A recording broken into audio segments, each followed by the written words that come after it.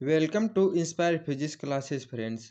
आज की इस वीडियो में हम देखने वाले हैं प्रक्षेपी गति से संबंधित सम इम्पोर्टेंट क्वेश्चंस। इन सभी क्वेश्चनों की तैयारी आप ज़रूर कीजिए क्योंकि ये सभी क्वेश्चन प्रीवियस एग्ज़ाम में पूछे गए हैं और आने वाले एग्ज़ाम के लिए ये आपके बहुत ही यूज़फुल साबित होंगे। और फ्रेंड्स, आपको ये सभी क्वेश्चन कैसे लगते हैं मुझे कमेंट कर कर ज़रूर बताइएगा। और चलिए देखते हैं इन सभी क्वेश्चनों को।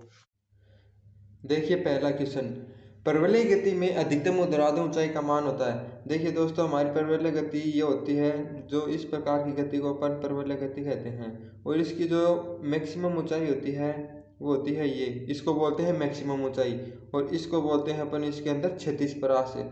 इस और यहाँ से लेकर के यहाँ पर कण को आने में लगा समय, इसको बोलते हैं अपन उड्डयन काल।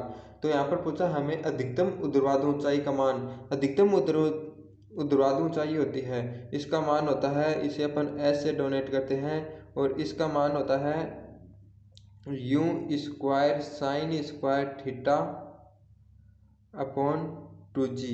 तो ये जो ऑप्शन नंबर 4 है यही इसका राइट मान होता है, you square sine square theta upon 2g।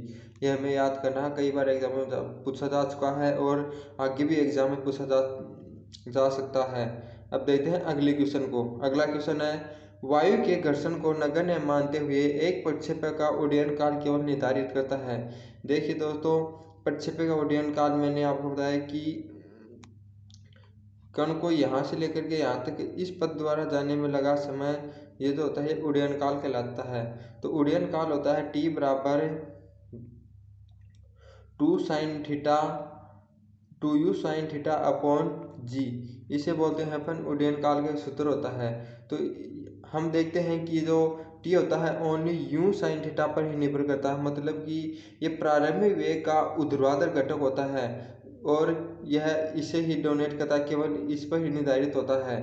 तो हमारा राइट आंसर हो जाएगा ऑप्शन नंबर 2, क्योंकि आवर्त काल का सूत्र होता है 2u sine theta upon 2u sine theta upon जी।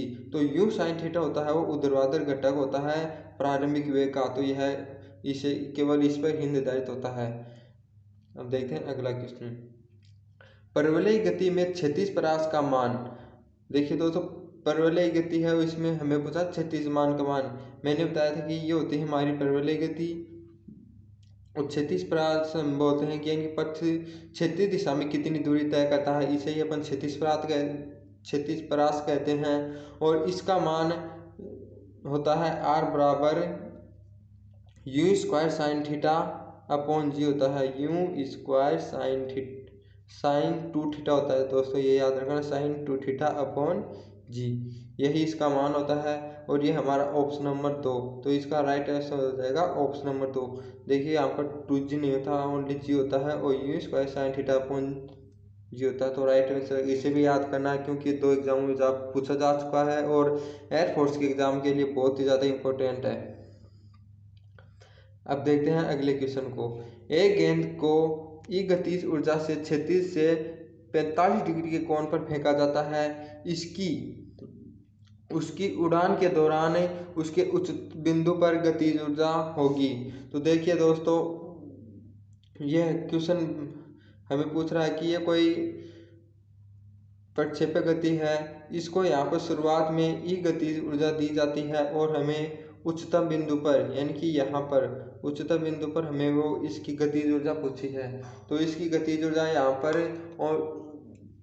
ओनली क्षैतिज वेग के क्षैतिज घटक पर निर्भर करेगी, क्योंकि यहाँ पर जो ऊर्ध्वाधर घटक होता है उसका मान 0 हो जाए, क्योंकि ऊर्ध्वाधर कोई भी कण गति करता है तो उसका मैक्सिमम पॉइंट पर वेग 0 होता है। तो इसका ऊर्ध्वाधर घटक वेग का u साइन थीटा, इसका मान हो जाएगा 0, यानी u साइन थीटा का मान हो जाएगा 0। ओनली यहाँ पर वेग होगा क्षैतिज घटक, क्षैतिज दिशा में, तो इसका क्षैतिज घटक होता है u cos थीटा और हमें थीटा का मान दे रखा है 45 डिग्री, थीटा का मान होगा 45 डिग्री। तो यहाँ पर इसकी गतिज ऊर्जा आएगी 1/2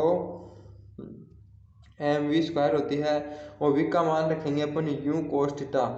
तो u का मान रखेंगे पर हो जाएगा u square cos square theta हो जाएगा और cos 45 का मान होता है 1/√2। 1/√2 1/√2 की स्क्वायर करेंगे तो हो जाएगा 1/2। तो 1/2 होने पर इसकी कुल गतिज ऊर्जा आ जाएगी 1/2 एम यू स्क्वायर, और cos 45 स्क्वायर का मान हो जाएगा 1/2। यानी कि जो प्रारंभिक गतिज ऊर्जा होती है 1/2 एम वी स्क्वायर, इसका आधा ही रह जाएगा, यानी इसमें 2 का भाग और लग जाएगा, इसलिए हमारा राइट आंसर होगा E/2। क्योंकि ये हमारा हो जाएगा E का मान, ये इतना इतना, और इसके अंदर ये 2 एक्स्ट्रा है, तो हमारा राइट आंसर हो जाएगा इसमें E/2 वाला। ठीक है दोस्तों, क्योंकि जो यहाँ पर मैक्सिमम पॉइंट होता है गतिज ऊर्जा का, इस शीर्ष बिंदु पर ओनली क्षैतिज घटक यानी क्षैतिज दिशा में वस्तु गति करती है, इसका जो ऊर्ध्वाधर वेग होता है ये 0 हो जाता है। इसलिए यहाँ पर ओनली वी की जगह यू cos थीटा रखेंगे, और थीटा का मान 45 डिग्री रखते ही cos 45 का मान होता है 1/√2, और गतिज ऊर्जा में वेग का स्क्वायर होने पर ही हो जाएगा 1/2, तो हो जाएगी हमारी E/2। ठीक है दोस्तों, अगला क्वेश्चन है 6वां। एम द्रव्यमान को P संवेग से क्षैतिज दिशा से 45 डिग्री कोण पर फेंका जाता है, और परवलय पथ में शीर्ष बिंदु पर इसके संवेग का मान परिणाम होगा। तो देखिए दोस्तों, पिछले क्वेश्चन की तरह होगा।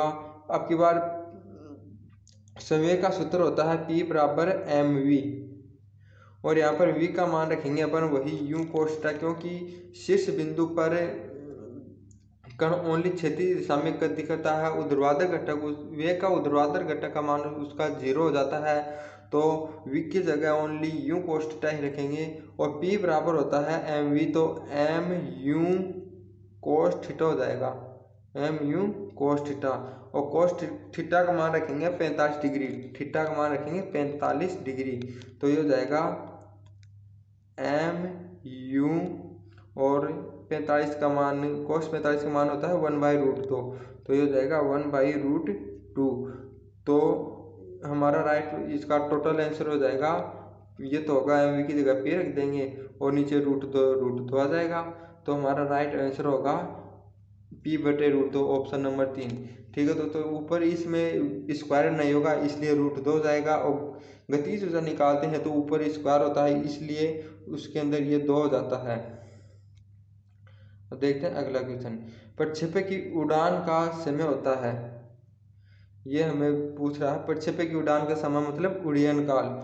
उड्डयन काल होता है T = 2u sin θ/g, तो ये इसका राइट आंसर होगा ऑप्शन नंबर 2।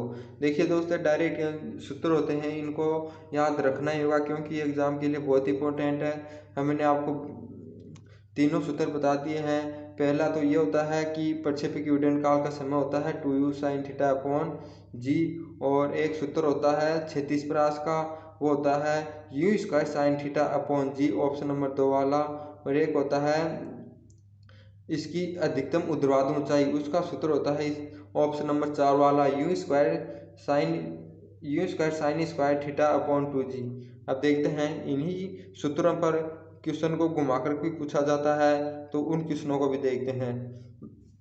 इनमें पहला क्वेश्चन है, एक वस्तु को क्षैतिज से थीटा कोण पर u वेग से प्रक्षेपित किया जाता है, दूसरी वस्तु को उसी वेग से ऊर्ध्वाधर दिशा में थीटा कोण पर प्रक्षेपित किया जाता है, उसकी उड्डयन काल का अनुपात होगा। देखिए दोस्तों, इस क्वेश्चन में हमें बताया जा रहा है कि एक कण को क्षैतिज से थीटा कोण पर प्रक्षेपित किया जाता है, और दूसरे कोण को ऊर्ध्वाधर रूप से यानी कि है ऊर्ध्वाधर दिशा से थीटा कोण पर फेंका जाता है, तो इसका जो क्षैतिज कोण हो जाएगा, क्षैतिज दिशा से कोण हो जाएगा 90 - थीटा। और हमें पूछा हुआ है उड्डयन काल का, तो देख दोस्तों, मैंने आपको पहले बताया है उड्डयन काल होता है t, ये ओनली समानुपाती होता है sin² थीटा के समानुपाती होता है, sin थीटा के, तो sin थीटा के समानुपाती होता है, और उनका उड्डयन काल का अनुपात होता है, तो T1/T2 हमारा हो जाएगा sin θ1/sin sine theta two, sine theta two. तो यहाँ पर थीटा वन का मान है 90 माइनस थीटा, तो यहाँ पर 90 माइनस थीटा रखेंगे तो हो जाएगा कोस थीटा, और ऊपर हो जाएगा साइन थीटा, और नीचे हो जाएगा कोस थीटा। तो ये हो जाएगा हमारा sign theta upon cos theta हो जाता है टेन थीटा, और नीचे हो जाएगा एक। तो दोस्तों इसका एक आंसर हो जाता है, इनका अनुपात होगा टेन थीटा अनुपात 1। लेकिन इसको अपन टेन थीटा को ऐसे भी लिख सकते हैं 1 अपॉन कोट थीटा, क्योंकि ये हमें ऑप्शन में नहीं दिया है। तो इसको 1 अपॉन कोस थीटा लिखेंगे तो इसका आंसर हो जाएगा 1 अनुपात कोट थीटा, क्योंकि टेन थीटा अपॉन 1 को अपन लिख सकते हैं 1 अपॉन कोट थीटा। तो टेन थीटा अनुपात ए को 1 अनुपात कोस थीटा रखेंगे तो इसका राइट आंसर हो जाएगा ऑप्शन नंबर 4। देखते हैं अगला क्वेश्चन। उपरोक्त प्रश्न में वस्तुओं की क्षैतिज परास का अनुपात है। देखिए तो वही क्वेश्चन है कि दो गति है, एक में तो हमें क्षैतिज दिशा से थीटा कोण दे रखा है और एक ऊर्ध्वाधर दिशा से थीटा कोण दे रखा है। तो इसका क्षैतिज दिशा से हो जाएगा 90 माइनस थीटा। 90 माइनस थीटा होने के बाद वही हमें अब क्षैतिज परास का अनुपात निकालना है, यानी आर का, R1 बटे R2। तो R1 बटे R2 को निकालने से पहले मैं आपको बता दूं कि जो ये क्षैतिज परास होती है वह साइन 2 थीटा के समानुपाती होती है। क्षैतिज परास होती है वो साइन 2 थीटा के समानुपाती होती है। तो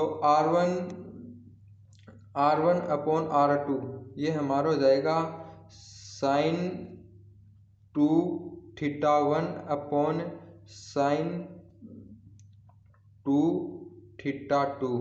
तो यहाँ पर थीटा 2 का मान थीटा का रखेंगे 90 माइनस थीटा, तो हो जाएगा हमारा साइन, और कोष्टक में 2 से गुणा करेंगे तो 90 तो हो जाएगा 180, और थीटा की जगह हो जाएगा 2 थीटा, और इसका मान भी हमारा साइन 2 थीटा ही होता है। साइन 180 माइनस 2 थीटा को अपन साइन 2 थीटा ही लिख सकते हैं, क्योंकि ये सूत्र होता है। तो यहाँ पर अगर साइन 2 थीटा रखेंगे और यहाँ पर भी साइन 2 थीटा, तो साइन 2 थीटा से 2 थीटा कट जाएगा, और राइट इसका अनुपात आ जाएगा 1 अनुपात 1। तो राइट आंसर होगा इसका ऑप्शन नंबर 1। ठीक है दोस्तों, क्योंकि क्षैतिज परास से साइन 2 थीटा के समानुपाती होता है, और ऊपर तो हमारा साइन 2 थीटा हो जाएगा, और नीचे थीटा का मान 90 माइनस थीटा रखेंगे तो वो हो जाएगा साइन 180 माइनस 2 थीटा। ये बराबर होता है साइन 2 थीटा के ही, और साइन 2 थीटा से साइन 2 थीटा कट जाएगा, इसलिए इसका रेशियो होगा 1 अनुपात 1, 1:1।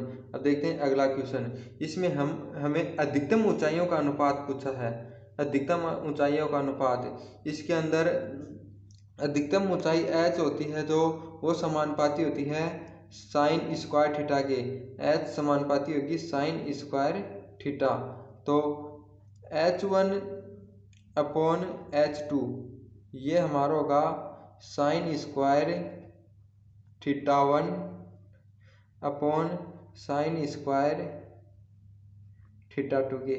तो थीटा 2 की जगह अपन रखेंगे 90 माइनस थीटा, क्योंकि यहाँ पर हमें दिया हुआ है कि इसका तो क्षैतिज दिशा से थीटा है और इसका ऊर्ध्वाधर दिशा से कोण थीटा है, तो इसका क्षैतिज दिशा हो जाएगा 90 माइनस थीटा। तो थीटा 2 की जगह 90 माइनस थीटा रखेंगे तो साइन थीटा की जगह हो जाएगा कोस थीटा, और कोस थीटा फिर इसका स्क्वायर है तो कोस स्क्वायर थीटा हो जाएगा। तो sine square theta upon cos square, तो हमारा h1 यानी हाइट, इसकी अधिकतम ऊंचाइयों का अनुपात हो जाएगा h1 अनुपात h2 बराबर हो जाएगा साइन स्क्वायर थीटा, और नीचे हो जाएगा cos square theta, cos square theta, और ये होता है टेन स्क्वायर थीटा के बराबर, और अपॉन में नीचे 1 भी लिख सकते हैं, इसलिए हमारा इसका रेशियो हो जाएगा टेन स्क्वायर थीटा रेशियो 1, और ये हमारा ऑप्शन नंबर 2 में है। तो इसका राइट आंसर होगा ऑप्शन नंबर 2 वाला ये।